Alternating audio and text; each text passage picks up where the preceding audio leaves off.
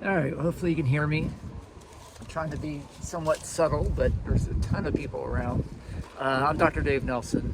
I'm the professor of US 1 for the summer of 2024. You can tell I'm not in Tifton, Georgia right now. I'm in Edinburgh, Scotland, the capital of Scotland, which is a part of the study abroad program that ABAC offers. It's actually a statewide program, but I started it at actually Bainbridge State College about 12 years ago, and then after we merged with ABAC, I kept doing it. So I'm sneakily trying to advertise a little bit for you guys in the future. If you want to do it, we go every May. Sometimes we do 2 sessions. This year we just did one 2 weeks. Offer you world history. We also offer British Lit, and we'll be doing it again next year. And let's see where I'm at. I'm on a hill. I can't see much. I'll turn around. You can see some of the monuments behind me, like the one here. This is a hill called Calton Hill.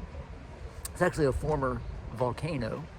And we're overlooking behind me now, again, the capital city of Edinburgh. It's a medieval city, but it's still the capital of Scotland. And in fact, right where my finger is pointing, that's actually Edinburgh Castle, which is actually why the town exists, because the castle was built first and then the town was built around it. I have your answers for the little mandatory assignment. One of the things I asked you guys is what books you read. And several of you put the Bible. And if you're in very good chance, I bet a lot of you read the King James Version of the Bible. Well, that's actually where King James was born. And one of you put Harry Potter, and that right there is a hotel where the clock is, that actually J.K. Rowling wrote the last chapter of the last book of Harry Potter there. So anyway, I just wanted to kind of show you a little bit where I'm at right now. I'm going to start walking because I think I'm sucking up space. I purposely picked a really nice photographic spot to start with, so I'm going to kind of move a little bit here. But I wanted to kind of, I'm told to be doing selfies, but again, this is my sneaky way to kind of advertise the program. But I also wanted to go over your answers super fast, just partly to show that I really do read these and that, you know, there is somebody on the other side of the computer. So real quick, I ask you guys your majors. And so some of the majors, the number one major always is nursing. 5 of you, 25. So 20% of you are going to be some kind of nurse. And actually medical in general tends to be a major.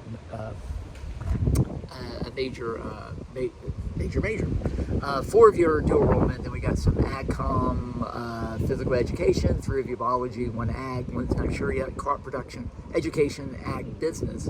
As far as what you guys want to be, some of you want to go into timbering, marketing, obviously a bunch of you want to go into nursing, let's see, sports broadcasting, coaching, pharmacist, veterinarian, somebody just wants to get married, have kids when they get out of college, vegetable seed sales, science teaching, PA in orthopedics, teaching. Somebody just said move away, be a surgeon, and somebody also wants to go into sales. Then I ask you guys what, I know the camera keeps falling as I'm reading. Then I ask you guys, as I readjust here, what do you think the 3 most important events in U.S. history are? And not surprisingly, you guys said,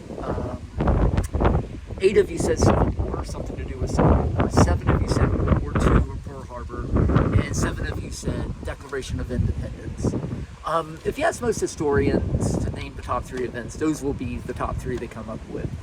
For me, and nobody said this, but for me, I think the number 1 event is when the Old World met the New World. Africa, Europe came 1492 to the New World, because that literally changed everything. Some of the others, Constitution, Proclamation, Emancipation Proclamation, which is part of the Civil War. 9/11, 7 of you said that, so that was like number 4. I'm not sure I would put that in the top 3, definitely in my lifetime, but I'm not sure I'd put it in the top 3 personally.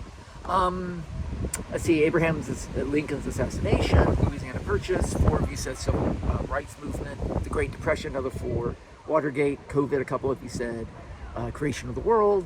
That's a pretty big one. 3 of you said World War One and slavery, just it's simply the institution of slavery. And again, what's interesting about that is everybody has different answers, and part of that is because, if I can switch hands, how do people do this without, yeesh, this is not a good idea. I always like that question because sometimes depending on your age, your gender, your ethnicity, your race, where you're from, where you grew up, you have different answers. Sometimes it's because you think, well, if I lived in the old days, you know, maybe I would have been a slave, or if I lived in the old days, I couldn't have voted, or if I lived in the old days, but, you know, in other words, you always kind of put yourself in the past. And so that's going to change how you think about the past. So anyway, I always like that question. Another one, what do you think is the best president, the worst president, and your favorite president? 5 of you, so 20% of you said Abraham Lincoln. And then number 2, actually I'm not surprised, but I'll tell you why I should be surprised. 4 of you said Donald Trump. 3 of you said George Washington. Also 3 of you said Franklin Roosevelt. 1 JFK, 1 Teddy Roosevelt, and a couple of you didn't have one. As far as worst president, again, doesn't surprise me, especially considering how many said Trump, and that's Biden. 9 of you said Biden. 2 of you said Buchanan. 2 said Trump. 1 said Andrew Johnson. 1 said John Adams. Wow. Helped write the Constitution. Helped write the Declaration. Bill Clinton got 1. William G. Harding and George W. Bush. One thing I always say as a historian is that when you talk about best and worst, I would say you got to give it at least 20 years, if not 30 years. So much of what a president does, first off, we don't really know until after the fact. You know, there's so much we... Also, decisions they make at the time may be incredibly unpopular. But 50 years down the line, you realize it was the right thing to do. And so you really, to me, again, I really want to get you guys thinking bigger than right now. And again, every student does this. Not every student, but every class does this, where usually the best or the worst is the current president or the last president. And again, I want you guys think 100 years ago, 200 years ago. Think beyond right now, because again, we can't really decide who's great or the worst, again, for a while. Anyway, so as far as your favorite, not surprisingly in this class, Trump is the favorite. We'll see how the election turns out this year, because that's been a pretty big pattern. But we're also Southwest Georgia, where Trump tends to be more popular. So it's going to be an interesting election this year. 2 said George W. So 1 for worst, 2 for favorite, 1 for Andrew Jackson, 3 for Obama, 2 for Teddy Roosevelt, 1 for Jefferson. He rarely comes up anymore. 2 for George Washington. 2 again didn't have an answer, and 1 Ronald Reagan. He used to get number 1 all the time, but not as much anymore. As far as books, again, a couple of you said the Bible. We got Harry Potter. We got a lot of crime novels, graphic novels. I'm not going to read them all out. A lot of you don't read, and that would be my biggest advice for college and for life is start reading. You want to be successful in life, and a lot of you clearly want to be. Get to reading. That is the number 1 thing that people are successful in business and jobs, and also keeping the brain going, is reading. I really highly recommend reading. Let's see, movies. I got to switch pages here. I'm going to make you dizzy for a second as I change the page. Sorry about that. See, we got a whole bunch of them. The only one that got more than 1 answer for your favorite recent film was Top Gun. 2 of you said Top Gun. We got Beekeeper, John Wick 4, Five Nights at Freddy, Challenger. It's freezing here, by the way, and it's very windy here in Scotland. Which, by the way, it's almost 10 o'clock. You can see how light it is still. So again, very different weather from back home, where I know you guys are up in the 90s right now. So we got Fast and Furious, we got Evil Dead, we got Pearl Hearts, and The Notebook. Sorry. And by the way, The Notebook. The Notebook comes up every single class I have taught for the last 15 years. It is so crazy how that film keeps coming up. As far as all time, we got Jaws, which is one of my favorites, Pride and Prejudice, Coming to America. I can't read them all, but Pearl Harbor, Forrest Gump, Top Gun, Spontaneous, Smoking the Bandit, The Purge, Get Out, The Village, which I actually like that one. Nobody likes that one, so I'm glad to hear somebody say it. Sandlot, and Heartland. And finally, where you guys are from. Again, actually number 1 this time was Bainbridge, which is where I teach. One of you is originally from Mariana.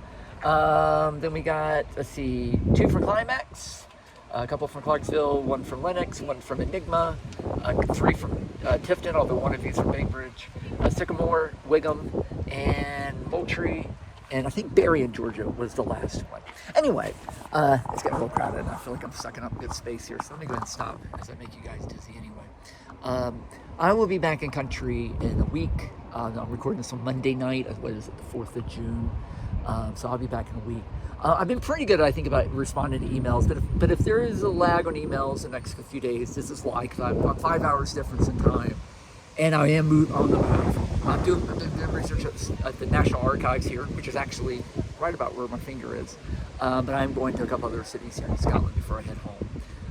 Anyway, I think there's 1 or 2 that hadn't answered as I'm recording this, because your time, it's only about 5 o'clock, so there's still time to answer. I think I have 3 that hasn't answered yet, so I'm sorry if I didn't.